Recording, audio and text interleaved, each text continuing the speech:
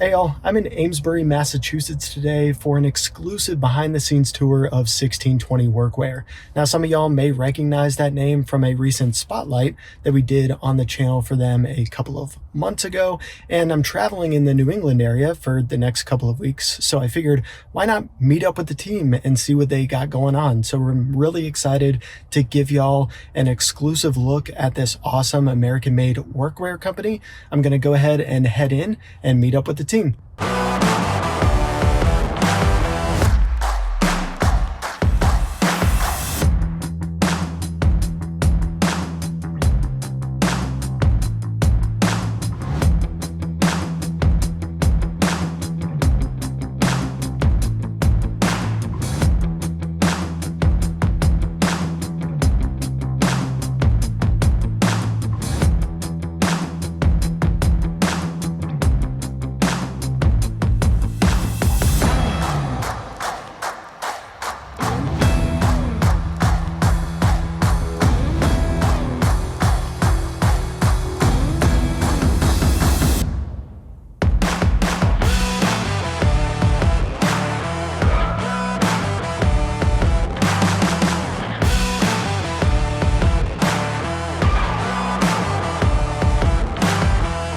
Hey, I am here with Ted and Josh, the co-founders of 1620 Workwear. Guys, thanks for having me.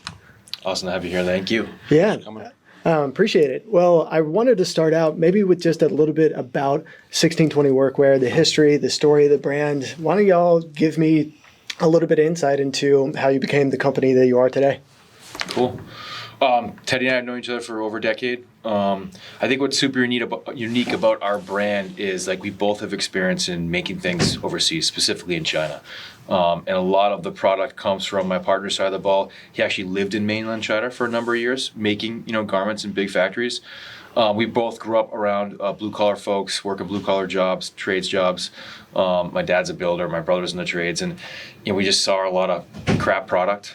And flash backwards to 2016.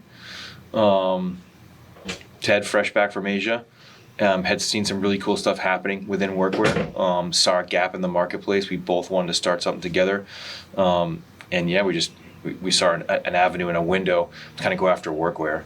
I don't know if you want to jump in at all. You should. Yeah, I mean, I think a lot of it comes down to, look, textiles are a commodity, right? And some of the best fabric in the world is made in the U.S., is getting shipped to Asia for cut and sew and coming back in here, going to Mexico or Central America.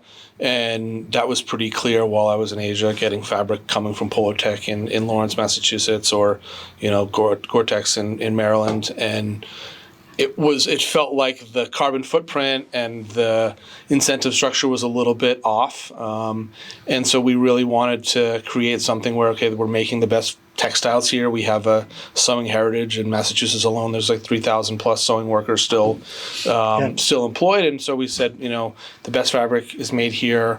Why can't we do the cut and sew here? And knowing that the best product starts with the best fabric if you're not using technical fabric, for any one of our competitors, and not to say it out, call it out, but if somebody wanted to use expensive textiles that would make their product better overnight, but a lot of brands are afraid of using premium fabrics because of the margin structure, because they want to cut corners. They want to cut corners, and they want to have more margin for themselves, and that wasn't necessarily what Josh and I started out to do. Was started out to make the best workwear here in the U.S. and knowing that the skill exists to make it here and the fabric exists to make it here, and that's grown into something where we've got two factories with about 25 people each full-time working on 1620 product and making 1620 product, and it feels pretty good, plus 15 people in the office here working full-time. So It's awesome to show what could be done with determination and just focusing on making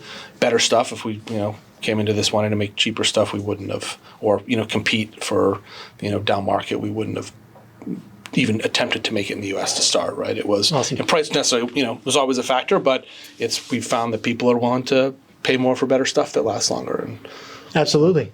Walk me through y'all's manufacturing process. How does a product from 1620 Workwear make it from start to finish? Great question.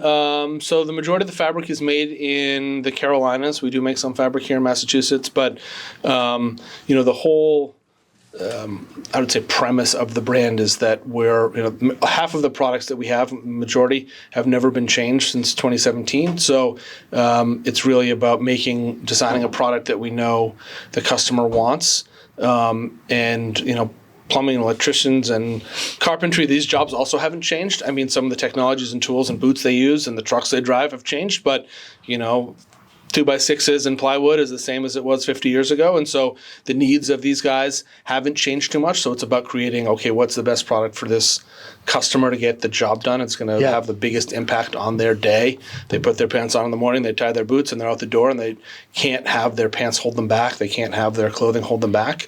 And so it's really about creating the best product we can upstream and making sure that we maintain a continuous high quality, so the customer buys something this year, they know they can come back next year and buy the same product, the same quality, the same color, so that it kind of matches their personal brand or uniform or their company colors.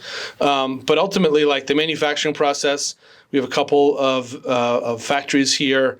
We're buying all the raw materials. We're buying all the trims. A lot of the U.S. manufacturing is DIY. If you don't know how to navigate supply chains and sourcing yourself, you're not going to be able to show up to a factory and say, hey, make me these pants. It's, you show up to a factory with all the pieces and say, hey, make me these pants. Whereas if you were making stuff offshore, all of the knowledge to source exists in these offshore factories, and anyone can send an email to somebody in Alibaba and say, I want, can you make me something like this? And they'll be able to make it. So, it's really about, we own all the IP, we own all the patterns, we own all the designs, we source all the raw materials. So we have, pretty good protection on what our supply chain looks like.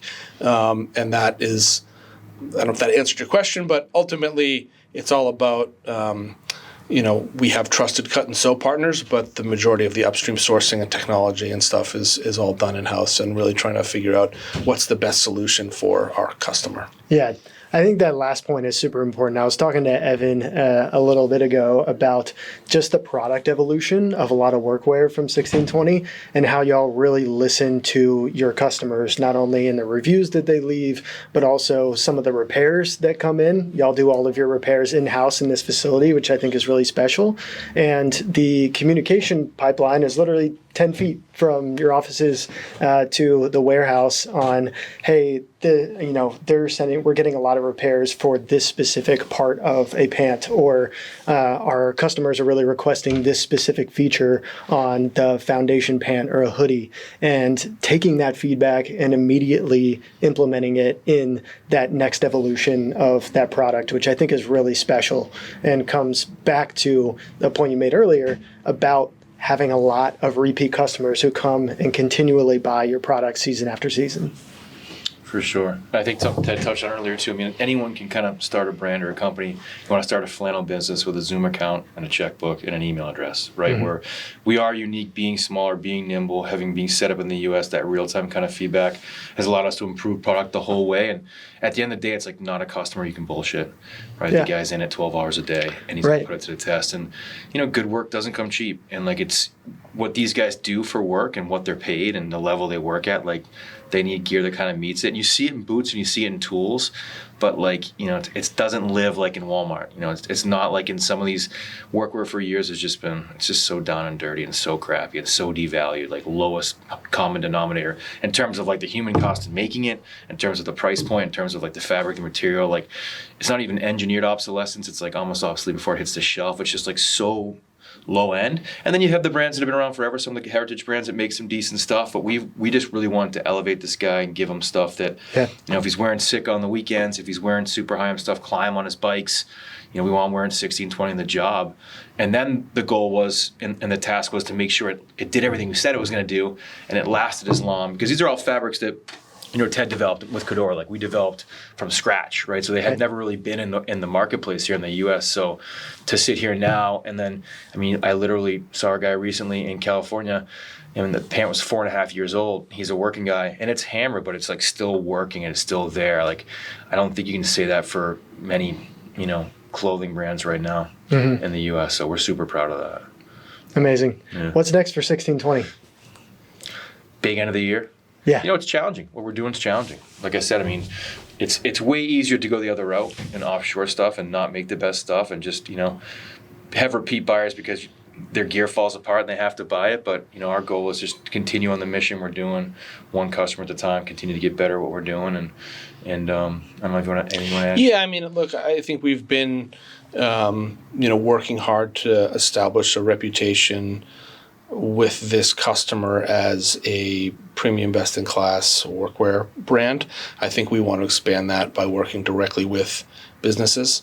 We're starting to do more directly with businesses, but larger scale manufacturers in the U.S., every business in America is buying hoodies, T-shirts, hats for their employees at some point during the life cycle, and we want to be that supplier to them as an American brand that manufactures here and supporting, the people that are making dishwashers and dryers and air conditioners and cars and submarines in the U.S., and we want to be the apparel supplier to them.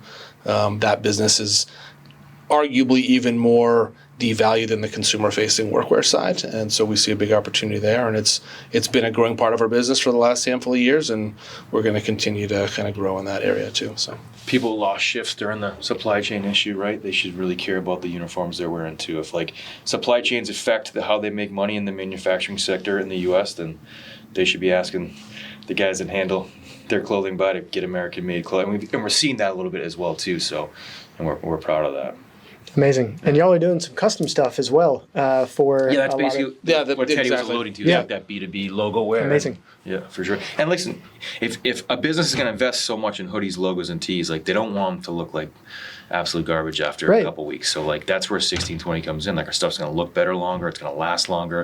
At the end of the day, it's an expense for your business, but you might as well buy smart with it. Right, exactly. As a manager, you want to have your guys having the best stuff on the job site so that they can perform their job at the highest level. Just had a business call us this morning. They bought a bunch of their high-vis jackets off of Walmart, and they took them to the screen print, and they all started falling apart. Yeah. So they're scrambling for their holiday gifts, and they're coming to us what can you have? What do you have? And we've got some great options for you. But it's just one example where it doesn't worth kind of skimping on the stuff for your guys because you're going to wind up having to replace it so soon. Buy once, cry once, Exactly. Yep. Well, Ted, Josh, really appreciate, again, you having me today. Likewise. It's been awesome getting to know y'all. Yeah. We're going to take a little tour around the facility and look at your entire operation, what you guys got going on. But again, thanks for having me. Yeah, appreciate it. Thank you for coming. Thank you, buddy. All righty, guys.